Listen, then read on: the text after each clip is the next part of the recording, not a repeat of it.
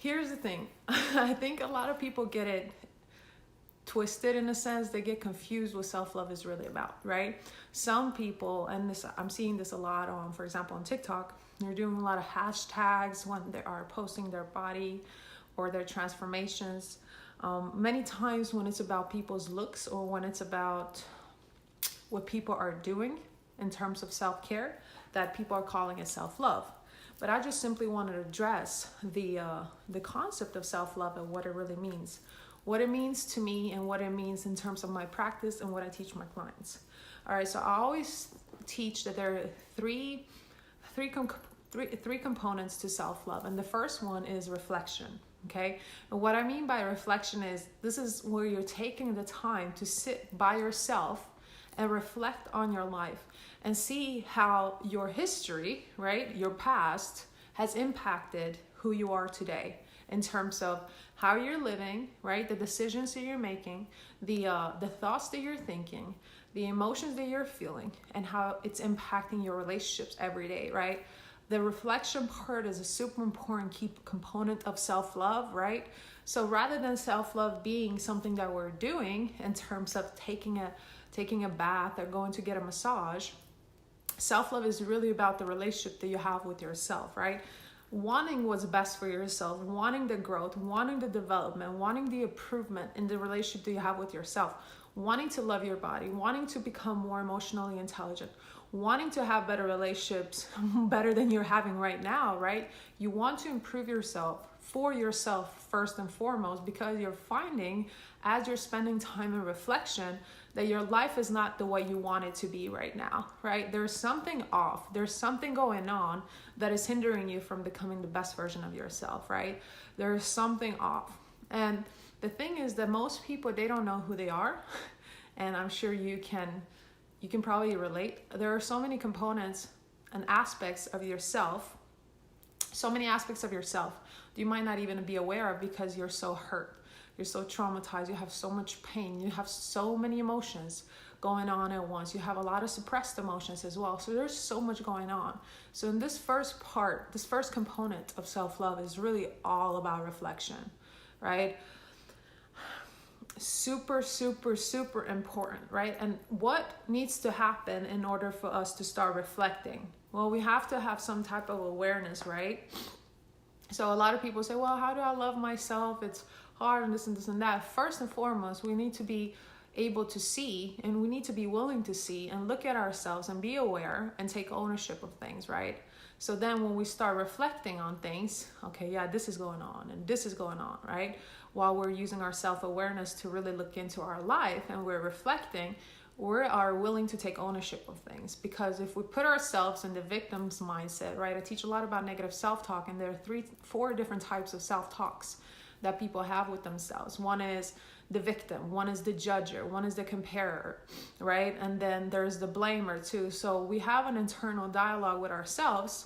So if we have constant negative self-talk, or if we continue to blame our life on our past, we're not going to be able to get through that, right? We're not going to be able to get through whatever's hurting because we're constantly blaming a certain person or people or a situation for why we turned out the way we turned out and why our life is the way our life is right now, right? So there has to be the component of self-awareness and personal ownership in terms of the reflection part, right? First, I have to be aware that something is going on, right? This is how we start our self-love journey. This is how I started it. This is how all my clients come to realize that, hey, I want to love myself more. Your life is not the way you want it to be. And when I say your life, I'm really talking about you, right? You as a whole, you as a being, you as a human being.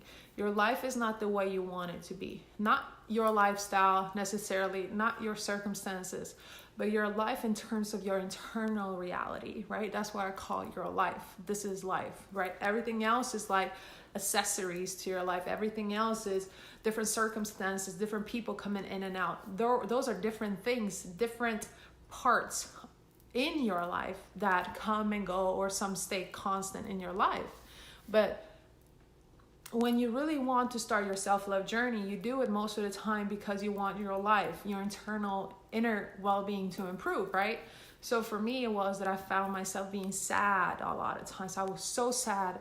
I was hurting. I was crying. My life looked great on the outside, right? I had everything everybody would want to have, right? I was attractive. I had a 4.0 GPA, getting my master's degree. I had a job. I had friends. I had guys that wanted to be with me, right? I had some family relationships that were decent, but there were some that weren't too. But even though everything looked good on the outside, and this is why I don't call this your life, I just call this basically your life circumstances or the accessories of your life. Although all that was good, I still didn't feel good on the inside, right? So you have to get to a point where you're aware of that your life is not the way you want it to be. Meaning, on the inside, you don't feel the way you want to feel. Things are not the way you want them to be. On the inside, you're feeling it. You're hurting. Maybe you're anxious. Maybe you're depressed. Maybe you're extremely sad. Maybe you're panicking. Maybe you are being super reactive in any type of relationship that you're in, whether it be a work relationship, family relationship, your friendships, or a romantic relationship. You're finding yourself always exploding, always reacting, feeling like you're not in control of yourself at all, right? So the way that we start off the self-love journey is by recognizing that, hey, it doesn't feel right within, right? I feel like the outside, meaning the accessories of my life, the parts that the circumstances in my life are in charge of me and not vice versa. And I don't want it to be that way. So I want to start really dissecting myself. I want to start loving myself. I want to figure out what's going on with me so I can improve my internal well-being, right? And this is where the reflection starts kicking in. So I'm already aware, right? I'm going to be aware through, like I said, with the dissatisfaction that something feels off, something feels, it's painful, it's not good enough. Then I take the action to be reflective, right? And when I say action, it can be action that is not like you're actually going out and doing something, but this is just an internal kind of experience, right? Internal action where you're just reflecting. Okay, so what is going on? Well, I'm constantly thinking about my past, or I'm constantly blaming others, or I haven't really forgiven myself. I haven't forgiven other people, right? So you start this inner dialogue, right? And usually this dialogue is for most people, it's negative. It's super repetitive. 93% of our thoughts come from yesterday, and 95% of our action, thoughts, and emotions are subconscious. So this is putting you into more, it's putting you more in control, right? Because you start becoming conscious of your thoughts. You start becoming conscious of your desires. You start becoming conscious of your actions, right? So you can start doing something about it, right? But most people just live their lives in repetitive patterns, right? Repetitive habits where they don't take the time to reflect, right? And most people, if they're not working, if they're not with, friends or family or whatever, what they do is when they get home, the first thing they do is eat, watch TV, get on their phones, or they'll do something, and usually something distractive. And most people, when they have some time off, they don't spend this time with themselves. They go out to the bar, they go shopping, or they do something to distract themselves. And most people that are always constantly, and I know this type because I used to be this person, people that are always keeping themselves busy are, what they're doing is they're finding something to hold on to, or a reality to escape to, so they can escape their trauma, so they can escape their pain, right? So in this journey of you learning who you are and understanding who you are and recognizing where you want to go, it's super important to understand that you're going to have to be spending some time with yourself. And that is going to be super painful. And this is the biggest reason why a lot of people never start their self-love journey. They never really start working on themselves because they're super hurt and they want to do everything they can to distract themselves, okay? Or they may think that they're helping themselves by telling everyone what's going on and talking to friends and therapists and I don't know what, but all they're doing is they continue to talk about the parts of their lives that are still hurting on the inside. They have a lot of suppressed emotions. There's a lot of emotions stuck in their bodies, and every time they talk about them, because our body stores memory, it triggers the feeling of pain over and over and over again, right? So we can't heal through simply talking. We have to heal through actions. We have to heal through other techniques that you can also implement. So again, the first component is really to be reflective. And like I said, you become reflective by becoming aware of what it is that is bothering you. What is it that is hurting you? There has to be, a lot of people say, well, can I work on loving myself even if my life is good? Well, either you are already loving yourself, or you're not recognizing that your life is not as good as you want it to be. Because we have to hit that point where we want improvement. We want something better for ourselves. We want to be more happy. We want to be more excited. We want to feel a certain type of way, right, that we're not feeling right now. So it has to be something that is calling you to do something different, right? To do something in a different way in your life to get you to where you want to be. So the first component is reflection. The second component is honesty. And what I mean by this is that, let's say I'm sitting here and I'm thinking, oh, okay, well, my life is decent, but I wish I would be less reactive in this area of my life, or I wish I could make more money, but it's okay. I don't think that's necessary, right? So as I'm reflecting, it's super important that I'm fully honest with myself, because a lot of people will say, well, I'm spending time in self-reflection. I'm taking the time to figure out what's going on. But at the same time, as they're doing that, they're not being fully honest with themselves. And these are also the people that are finding other people being dishonest with them. And these are the people that are finding it hard to be honest with other people because they're not honest with themselves. So it doesn't matter if we start being reflective and we start paying attention to what is going on with us if we're not going to be honest with ourselves. And you can say, well, duh, that makes sense. But most people don't. And when I say most people, I say this because I'm really looking at the statistics of how many people are on medication, right? How many people are on subscription, who are on medication. And we look at countries and comparing countries and seeing how many people are really struggling, right? I meant to say prescription medication. So that's what we're looking at. So many people are struggling with anxiety. So many people are struggling with depression. So many people are struggling with PTSD.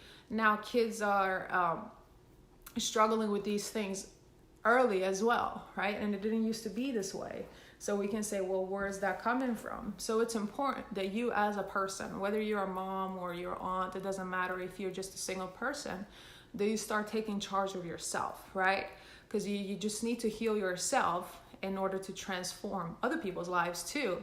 Because they feed off of that energy, they feel you being healed, they're gonna gravitate toward you and they're gonna ask you what you're doing and they're gonna want the same. So you're only always responsible for yourself, even in a family. This is where I'm seeing a lot, that the mom blames the child or she blames the husband or vice versa. All you have to do is heal yourself, right? Because you're leading your family and you're the key to the health in the family, right? And it's the same thing in relationships, right? Whether you're a man or a woman, it doesn't matter. All you have to do is really fix whatever is going on with you, right? If you have a problem with your spouse, if you have a problem with your partner, if you have a problem with anyone, you have a problem because you've made a conclusion, you have a certain opinion, you have a particular belief about certain things, and it makes you mad at your partner. And now you want to explode. Now you want to call your partner different names or go talk about your partner to other people, right? And making it about him or her instead of seeing, okay, so why am I having an issue with this person in the first place, right? Could it be because I have this self-talk with myself and I'm making these judgments based on my childhood or based on what I've been taught, right? So there's so much that we can learn about ourselves. But the biggest reason why people never really do that is because they're so comfortable with their identity, right? And I'm going to talk about our identity more tomorrow, like really who you have shaped yourself to be as a result of your trauma, as a result of your pain, as a result of your upbringing, how that has shaped you into the person that you currently are, right? Because just because you are someone right now in terms of how you are being and responding in this world doesn't mean that that is the true you, if that makes sense. So again, the first component is to be reflective. The second component is to be honest, right? It's the same thing as if you're having a dialogue with another person. You can say, oh, well, you remember when we went to that trip, when we went on that trip, or when we visited your parents, or Do you remember when we slept under the stars and I told you I loved you, and then your partner tells you, well, you never told me you loved me, right? So even though you're reflecting, you're talking about these different events or these different situations, if you have the wrong information, if you're not being truthful about what really happened, then it doesn't really matter, right? And vice versa, you wouldn't want anybody to do it to you. So when you're spending time with yourself, don't downplay anything, right? Don't be like, well, yeah, I was super hurt by what my mom did, but she did the best she could.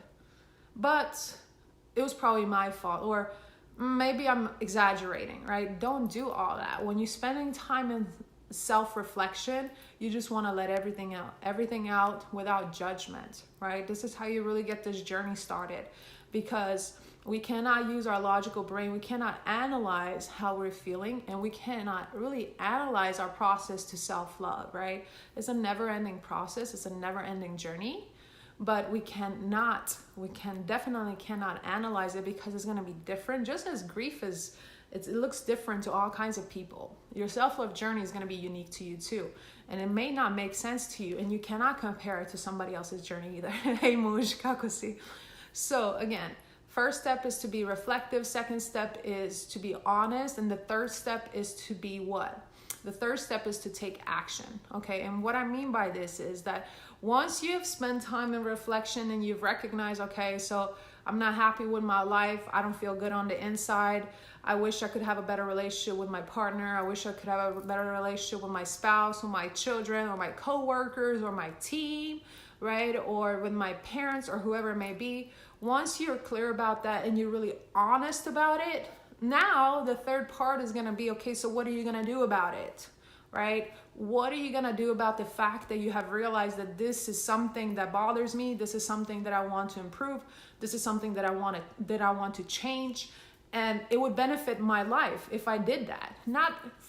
Not because it would benefit someone else, but because it would benefit me, right? And yes, I'm telling you to be selfish, because when you're selfish, you eventually become selfless, because you're so well taken care of, and your energy is going to be where it needs to be, and you're going to be able to show up for other people without being in your own space somewhere else, not being present, right? Everybody talks about, oh, it's so important to be there for other people and put other people first.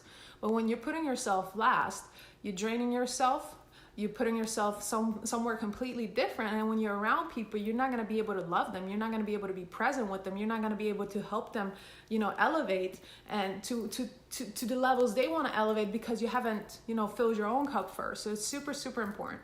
So you have been reflective and you've been honest. You've told yourself that, hey, this was my experience. I was really hurt in my childhood, or I did that wrong. I messed up in that relationship, or I wish I would have done something in a different way, and I'm still at this job that I'm not happy with, or I'm not taking action on my dreams, right? I want to open up business, I want to run a business, and I'm still not doing it. I'm still making excuses, right? You're being honest with yourself as you're reflecting on your life.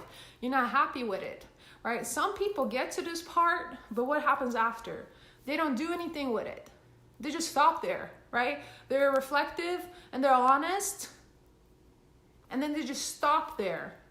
And they stop there, and because they don't want to go further, they don't want to take the action, now they start making excuses. Now they ask their brain to come up with all kinds of logical reasons for why they're still in the situation that they're in, right?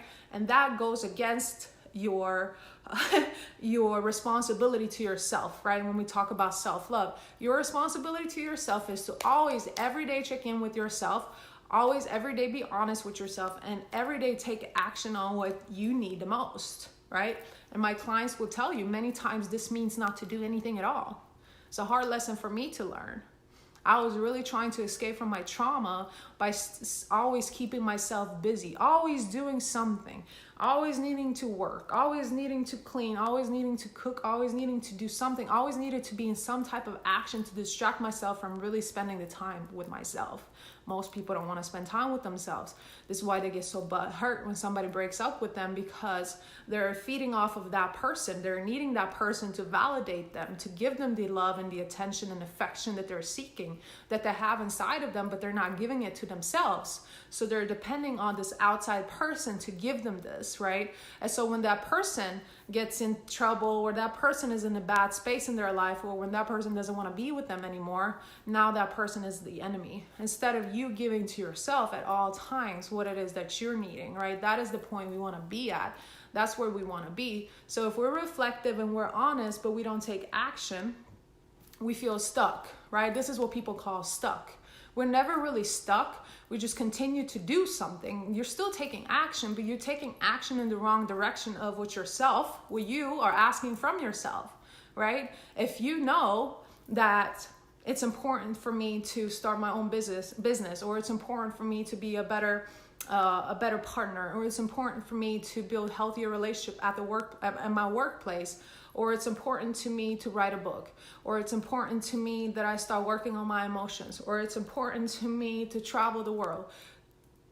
It's important to me. And you tell yourself this and you don't do anything about it, then you go against yourself, right? And then you go against yourself, and then you find yourself in a victim's mentality, right? In a victim's mindset where you're saying, well, I can't leave my job because I'm not going to have any money coming in.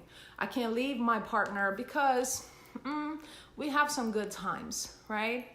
I'm not going to ask for a raise because I'm going to wait 3 more months to make sure it's a good time, right? You're going to come up with all kinds of reasons and excuses for not really going after what you want, right? But you're not going to be satisfied with yourself. You're not going to be happy with yourself, and you're going to wondering why you're having this feeling of stuckness, which is simply created by you by going in this direction instead of going in this direction. If you've had this self-reflection, if you've had time with yourself and you've reflected on your life and you've seen what really needs to change and what you want to change, what you desire to do, what can be tweaked, what can be changed, and you're honest about it. You're honest about this, what you're talking to yourself about, and you don't do anything about it. I mean, that's like spitting yourself in your own face, if we could do that, right? It's like having a conversation with your best friend or your partner, and you're expressing to them how much you love something or how much you desire for something, and you need something and you want something, and they tell you, okay, yeah, that makes sense. It's awesome. I love it. I love hearing you out. And you ask them to help you with this, and they don't do anything, right? You're going to be super mad at them, and you're probably going to end up resenting them, and you may even leave them. But when it comes to you, it's okay that you turn your own back against yourself, right? It's okay that you neglect yourself. It's okay that you hear yourself out, but you don't do anything about it. That's okay. Well, because other people are going to have to be responsible for your happiness, right? Because now you're going to find a partner who you're going to use because you want that person to make you happy, right? Or you're going to bury yourself in work because you think that the work is going to satisfy you, because eventually you're going to start making an X amount of dollars or something, or you're going to feel prestigeful or whatever it may be, right? You're going to start seeking outside rewards in order to fill the empty void that is within you for you not doing what you really, really desire to do, right? Like I said, you wouldn't want your partner or your best friend or your mother or your dad or anybody that means a lot to you to tell you that, hey, I hear you out and that makes sense and I want to help you, and never do anything to help you. But you hear yourself out. You tell yourself what it is that you need and what it is that you desire, and you don't do anything about it, right? And instead of saying, okay, I need to do something about it, you get mad at the world. You start watching TV and pointing out that the coronavirus is taking over, and wars are all over the place, and these religions are tripping, and people are crazy. There's so much evil in this world, and you just feed yourself with more and more negative energy because that's what you're attracting, right? Or you start attracting toxic relationships into your life, or you start having issues with your partner because you're so frustrated with yourself that you're not doing anything about your life, that you're not satisfied with, and because you're not doing anything about it, now your partner has to take the blame, right? Now you're blaming your partner for it. And you may not see this consciously, but this is always happening. Because if we're not happy, then everybody around us is going to have to take the beating of that, right? The mental beating, the emotional beating. Some people express it in a physical way, right? There is domestic violence as well. If we're not happy with ourselves, the world is going to know about it. And you may not be the person that goes and pulls the trigger, or the person that does drugs, or the person that rapes someone, you know, God forbid, all those things are horrible. But you might damage yourself so much that you impact the people around you in a really negative way when you could really be the light. you could be the person to help someone transform their life, because you're living your life to the fullest. You're doing everything that you can with your life. And like I said, when you take the action, it doesn't have to mean that you have to buy a ticket and fly to the other side of the world. When you take action, it might just be going into your boss's office and tell your boss how you feel and what you desire, right? And ask for the raise, right? And even if you're told no, you still stood up for yourself because that's what you wanted. And that may mean to start your own business, right? That's what it may mean. Regardless if you may think you're gonna fail or not, or you have so many other things on your plate, it doesn't matter. If that's what you feel called to do it, right? We can always quit, right? And you're not a loser if you quit. We can always stop something that doesn't feel aligned anymore. But to continue to suppress our dreams is the same thing as to continue to suppress our emotions, right? We're destroying ourselves. We suppress our emotions, we jack up our immune system, and we get sick, right? And we could develop all kinds of symptoms and triggers and things, right? But when we suppress our dreams, when we go against what we truly, truly desire, we turn into someone we don't want to be, and we don't feel good on the inside, and we can't have the relationships that we desire either, right? So we have to stop suppressing what is what needs to be out, what needs to be out, what needs to be explored, right? And with the action taken, the third component can simply mean, like I said, to stop doing the things that you're always doing that is not giving you any pleasure. It can just simply mean slowing down, right? If you are super anxious and you continue to keep yourself busy all the time, maybe now you say and you make sure that you take 10 minutes for yourself every day in meditation, right? It can be anything. It can be action or inaction. You don't have to necessarily do something, right? In society, in today's society, action is really praised. It's so cool to work hard and work all these hours and really destroy yourself, destroy your health for short-term money, right? And then we have to pay for our health in the long term, like Dalai Lama said. No, what do you need the most, right? This is super important when it comes to our self-love relationship, when it comes to our relationship with ourselves. What do I need? Right? What do I need today? Do I need to sleep in? If I have the privilege to do so, if I really need to sleep in a lot and I have a job that is not allowing me to do that, then again, I need to ask myself, how can I get to sleep in? Can I ask my boss to come in later? Or should I open my own business? Or should I get a side gig or something and I can work less hours so I can sleep in, right? What is it that you need from yourself? And are you giving yourself that every day, right? Are you giving yourself what you need every day on some type of level? Or are you out there to satisfy everybody else?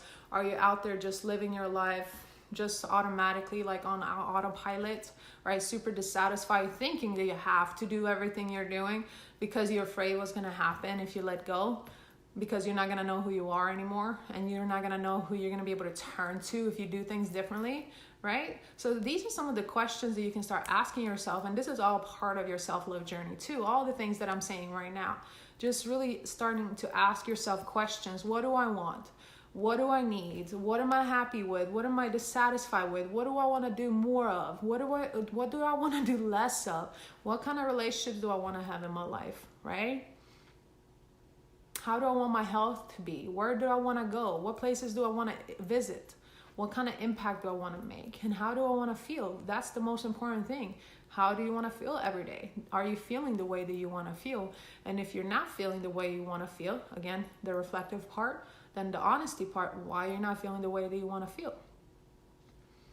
Well, I can't sit down, or I'm not doing what I love to do. Okay, so what are you going to do about that? And these simple 3 steps, these simple 3 components are going to set off your entire self-love journey. Or if you're already on the journey of loving yourself, these 3 components are going to help you to elevate it even more. It doesn't matter where you are in your journey, because this needs to be implemented every day, right? To a certain extent. I check in with myself every day. It's not like I spend 6 hours, thinking about this, but I always check with myself every day. If I'm taking these actions today, is that going to make me feel excited? Is this for my greater vision? Is this aligned with what we want to achieve? Does this feel good? Can I do it right now, or do I need to rest first, right? Your health always comes first. Your mental health and your physical health, your spiritual health, your health has to come first, because you can take action and just not care about all that, and eventually what? You're going to have to do something about your health, and you're not going to be able to do the things you love.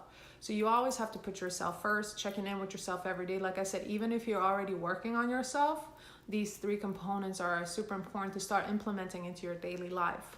So you can elevate, so you can improve your relationship with yourself more and more and more and more and more and more. It's a never-ending journey. You know why? Because if you get married, you have to continue to get to know that person. You're going to start learning new things about that person. You are going to find ways to approach this person that works better based on what you're learning about him or her, right? Well, my partner doesn't love this, or my partner hates this, or whatever. And then you make adjustments, right? And we're willing to some extent, right?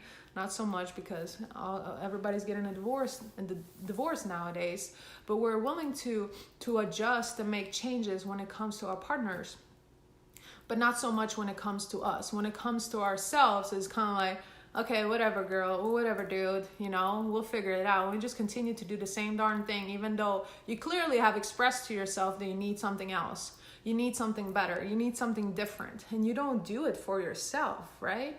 And then you get confused why you can't have healthy relationships. You get confused why you attract toxic people into your life. You get confused why people are not really seeing you and appreciating you and fully seeing your worth, right? You're not seeing it yourself, right? So everything that you're seeking, you already have within. All the love, all the attention, all the affection that you want from other people, you already have within. And you have to start giving it to yourself by simply and slowly every day just implementing and incorporating these 3 components into your life. It doesn't require much time. It doesn't require much energy. It does require some of your attention to be fully present in the moment and see, okay, what is my life like? Let me be honest about it. And what kind of action do I need to take based on what I have discovered for myself? That's it. That's how we get started. And just do that every day. And then if you don't take action, then the next day you come back and say, oh, my life is still not good. Why? Be honest about it, because you didn't take the action yesterday, so you're going to do it today, right? So we have to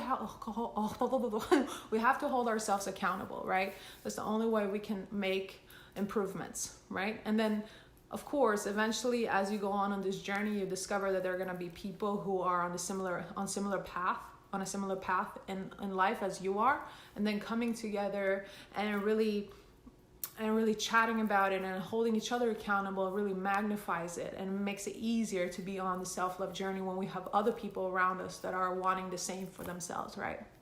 So those are the 3 components I want to share today: reflectiveness, honesty, and action. Those are the 3 components to self-love. Self-love is not something fancy. It's not something you just do one time. It's the entire relationship you have with yourself. The same way as you have a love relationship with someone else, it's a relationship that you're building, and it's continuing to progress, and you're learning more and more things about that person. Your personal relationship with yourself is you learning more about yourself, you discovering things about yourself you didn't know, you learning your wants and needs and desires and dislikes and all these things, and continuing to evolve and continuing to develop and expand this relationship with yourself, and continuing to take action on your desires, continuing to take action on the things that you don't like or the things that you do like, right? You're the only one that can make that happen, okay? So hope this was helpful. Make sure to join tomorrow. Tomorrow we're talking about your emotions, and we're going to be talking about your current identity, right? Who you are showing up as. It's going to be super interesting. So feel free to join me. If you enjoyed today, make sure to share it on your page, please, or tag someone that you know will benefit from it. And I will be back tomorrow with part 2. All right. Thank you so much for watching. Bye-bye.